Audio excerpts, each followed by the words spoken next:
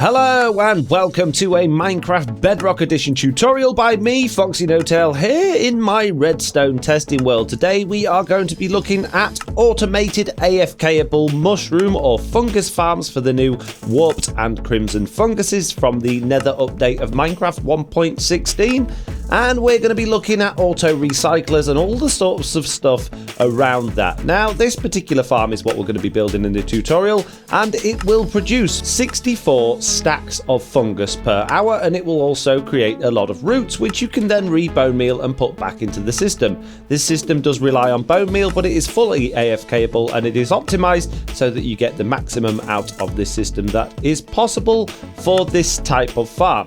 Before we carry on, I just want to give a big shout out to Hanku, one of my Discord members and patrons, who posted this video on my Discord shortly after a live stream where we were discussing how this might be possible to do. And yeah, this has given me the inspiration to create the farms that we're going to be working on today.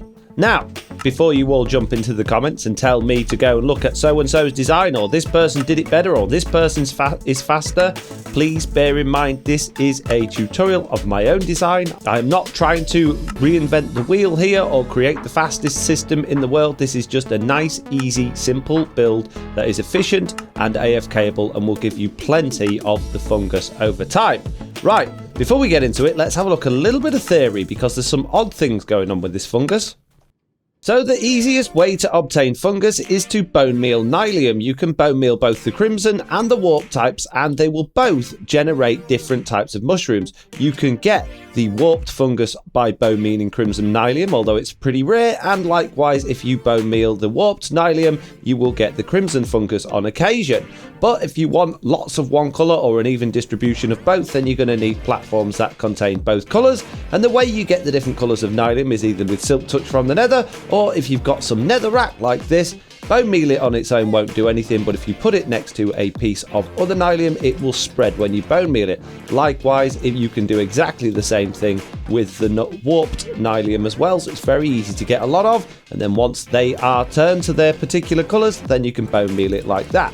Now, if you was to have a platform of, say, red and blue, and bone meal them together, you get the spread like that. So you can actually get all of the different things from one lot of bone meal. Now, there are lots of ways to automate this, but unfortunately it's not like flowers where we can duplicate the fungus like that. That's not possible. If we try to bone meal fungus on its own, it will grow into a giant fungus, like so. Are you ready for this? There we go. And it will grow through blocks and it will destroy things. So we can't do that. What we can do, though, is we can bone meal the actual Nylium itself. Now, you can't bone meal it in front of it like that or above it, but you can go from below it like this, and you can go from it below it like that, and you can even go from the side like this. However, going from the side, it doesn't give you quite the efficiency as going from underneath, because you are limited how much it will spread. Now, in terms of the spread, the warped fungus will actually grow out in a 7x7 area from the dispenser in the middle, so 3 out each way, and it forms a full square if you leave it long enough, which means realistically, in order to get the most efficiency, you are going to need a 7x7 square for each one of your crimson and your warped Nyliums. And the other thing is they also grow these roots. So when you bone meal the Nylium, you will grow roots. Now, this is where the funkiness comes in, which can cause a lot of problems with these farms. Flying way over here into the distance, you will see we have on the warped Nylium 2 different types of roots. We've got the fully grown roots and we've also got the sprouts. Now, the sprouts will generate when you bone meal the warped Nylium, but we don't get sprouts generating when we bone meal the crimson Nylium. We only get the full size. The full size will break and go into our sorting system, but the sprouts won't. They will just disappear. So we get a lot more of the crimson roots than we do the warp roots, which means it clogs up our hopper systems. Let me give you an example with these 2 little water stream things here. If I go along and bone meal every single block of that and every single block of that, let's get rid of that mushroom because it's not a fair test. I bone meal that one. So we're getting roots or sprouts, and I empty these chests here. You will see that when I activate the water streams to break those, like so, in the chests we will get a full 8 of the crimson roots, but we'll only get 1 or 2 of the warp roots, and that's if they make it into the hopper at all, because the rest of them were the sprouts. The sprouts can't be harvested. So the crimson fungus, or the crimson nylium, causes us a little bit of a headache and a problem because you get absolutely ridiculous amounts of it. If we go to one of these systems and turn it on, you will see that both of them seem to have the same level of spread in terms of the growth, but a lot of the stuff that grows on the warp nylium is the crimson roots, and you can tell because it's a little bit shorter and it doesn't get collected, which means when it's coming through, what tends to happen is on this side, where we've got hoppers coming in from the crimson nylium side, we get a backup of the crimson roots, and on the other side we don't get a backup at all because we're hardly transferring anything at all. So the sorting systems tend to be a little bit difficult and a little bit awkward for this. So the system we've got here has a 7x7 for each type, and the reason I've changed the nylium colours for the centre block is only to make it obvious which one the dispensers are hiding underneath of. But before we get into how to build it and how it all works, I just want to fly over to this ridiculous system over here, because the other thing you can do with this is actually recycle the bone meal. So we've got bone meal going in this chest here, which filters through into the dispensers underneath.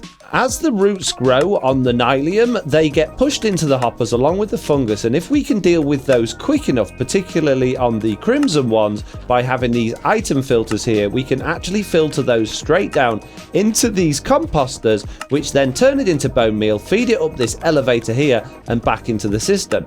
Now that is really good because you actually get a lot of return on the crimson nylium for your bone meal, as opposed to the warp nylium, which has been running for the same amount of time. We've got 6 pieces of bone meal in there now, and we've got over a stack of bone meal in there, and these have been running for the same amount of time, so it just shows you how much more of the crimson stuff we get than the warped stuff.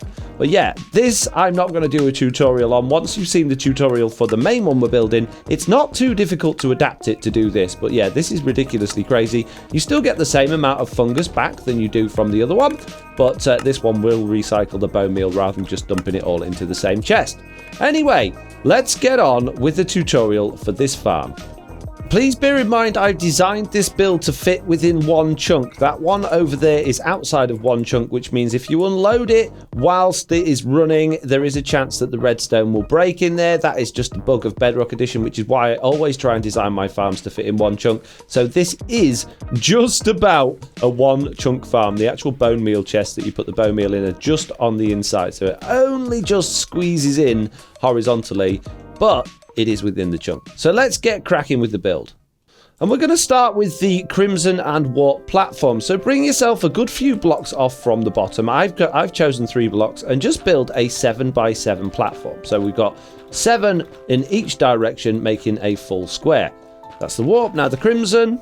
Once those are both in place, it's a good idea to locate the center holes just to make it easy to line up your dispensers, and then put a row of solid blocks along the back wall. Now you're also going to want a 2-high wall around each side of it. I've chosen to use glass just so that we can see what's going on. It really doesn't matter whether it's glass or not, but if it's not a 2-high wall, as in 2 blocks high, then the items will jump out over the top when they break, because again, Bedrock Edition likes to make things interesting for us. So bring those 2 high around both sides and along the back where our dispensers are going to be. Then grab your dispensers, put them along the back wall like so, and then you need to fill each one of them up with a water bucket.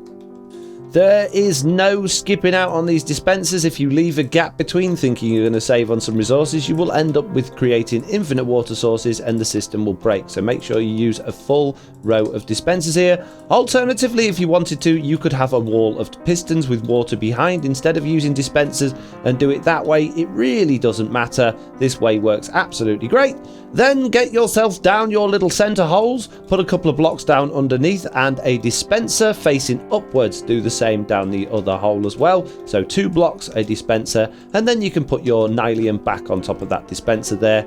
And that is the top section pretty much done. The only thing we need now is a bunch of hoppers and a chest. So bring your chest out 1 block away from that and pop your hoppers facing into the back of it and along each side. Now it's important that you go from each side to the middle rather than doing the whole thing along one way. If you do the whole thing along one way, it will clog up, and there is a chance, even with this design, that these hoppers on the crimson side will clog up a little bit because of all the warp stems. If that's the case, you can double up your hopper line underneath and just take those out quicker. So if we add another line of hoppers under there like that, that will help with the speed of moving everything along and into the chest. But we're not going to worry about that because this works absolutely fine. Now what we need to do is actually put some glass around the front of this, again because items have a tendency to skip past the hoppers. Again, Bedrock Edition bugs, they're always good to look out for, but we don't need that one to be 2 blocks high. But if you just fancy making it nice and neat so it matches the rest of it, it really doesn't matter if you do that 2 blocks high as well. So there we go. That's the top section of the farm completely done. Now we're going to be going underneath. And the first thing we're going to do is come from this dispenser here and bring out a line of hoppers out to the side and pop a double chest there. So that's your bone meal chest. You can put bone meal in there and it's going to fill in that dispenser, and exactly the same thing going out this side, and you can put the double chest there, and then you can put bone meal in that one as well. Now this does mean you're going to have to fill up both of those chests with bone meal rather than just having one single chest, but we've got redstone and hoppers going around each side of this thing, so it's going to be very difficult to do it from the center. The next thing we're going to do is grab our blocks. We're going to leave a 1 block gap between this concrete here and put another solid block down here. And bear in mind, these do need to be solid blocks because we're going to be having redstone passing through them. And in front of those, 1 block away, we're going to put another line of blocks just like that. And then we're going to pop some repeaters on top of those blocks, all facing into that top block there, like so. Then another row of blocks behind those, and this time we're going to have redstone dust running along that, facing into those repeaters there, and then you can go along and put redstone torches on each one of those. Bear in mind that's going to set off your dispensers above, which you've got water in, which is going to set the water off. Now, I don't know if the night time comes, if those crimson nylium and wart nylium blocks will turn back into netherrack because they've got water on top, so it's maybe a good idea to just activate all of those redstone lines on and off quickly, like so, in order to remove the water and get those dispensers to go back in again, just in case. Next thing we're going to do is bring these chests down a little bit, just to give us a little bit more storage, and just put some hoppers down there behind that. You can bring those down as far as you want. The further down they go, the longer you'll be able to AFK here without actually emptying out your chests. And then we're going to create the hopper clock that's going to be controlling all of our timings. I'm going to place a hopper down there, put a hopper facing into it, come round, break that hopper, and then place that hopper facing into that one as well. And this is just your standard etho hopper clock. It's very simple to do. Pop a redstone block on one of them, and comparators coming out the back of each of them like that, going into full blocks. On top of those full blocks, we are going to put a piece of redstone dust, and facing out of those redstone dust, we're going to have a piston going towards the redstone block. Now, if we put a few items in here like so, that's going to start switching across, and that's going to control our timings. So for the perfect timing in this system, we actually only want 3 items inside of this, and that will give us the ideal timing for our water streams. So what we're going to do now is we're going to have a couple of redstone lines. This is going to get a little bit spaghetti now.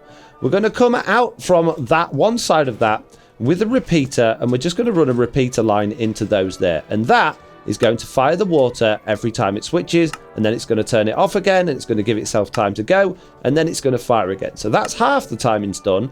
Now what we need to do is get the bone meal dispenser to fire just at the right time, so that it fires when it's empty and there's no water there. So before we crack on, let's grab ourselves a lever, put that lever on top of here like that, and flick that just to stop that going. And again, if there is water out, there is, just let that go one more time just to stop that water so it's nice and clear. Now what we need to do is bring the other side of this into this dispenser and that dispenser as well. So we're going to bring out our redstone in that direction from this side, and this is nice and easy. So another repeater there, a bit of redstone dust there, and then going into that dispenser there, and that is it for that one. So if we flick the lever and pop a bit of bone meal in there like so, you will be able to see that that fires first just before the water actually activates. So we get the full spread and then the water activates. Now it's slightly more complicated. We've got to get that same line over to this side. Now we could go over. This is probably the best way of doing this. So if we put a block there, a block above that repeater there, and a piece of redstone dust there, a block there, and a block there. We should be able to come out of that like so and into that dispenser there. Let's check that that's going to work. There we go. So now they're both firing at exactly the same time. It's a little bit spaghetti. It's a little bit spaghetti, but it will work absolutely fine. Let's pop a bit of bone meal in here and let's check our timings, make sure that's all working okay. Water goes away, they fire, and there we go. That is it. The farm is done 100%. That is as simple as it is. There really is nothing else to it. All you need to do now is fill your chests with bone meal.